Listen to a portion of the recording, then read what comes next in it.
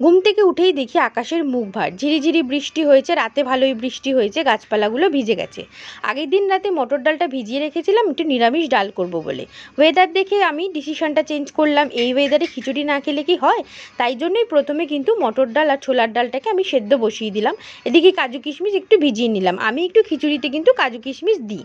তারপর তেল গরম করে তাতে কিন্তু শুকনো লঙ্কা, পাঁচফোড়ন আর তেজপাতা দিয়ে ভালো করে নাড়িয়ে নারকেল কুচিগুলো দিয়ে একটু নাড়াচাড়া করে তাতে কিন্তু আদা বাটাটা দিয়ে ভালো করে নাড়াচাড়া করলাম। এরপর গোবিন্দভোগ চাল আর মুগ ডালটা যেটা ধুয়ে রেখেছিলাম সেটা দিয়ে কাজু কিশমিশ দিয়ে লঙ্কার গুঁড়ো, হলুদ গুঁড়ো, নুন এবং জিরের গুঁড়ো দিয়ে ভালো করে নাড়াচাড়া করে সেদ্ধ ডালটা দিয়ে কিন্তু ভালো করে নাড়াচাড়া করে আমি কিন্তু একটা হাঁড়িতে বসিয়ে দিলাম।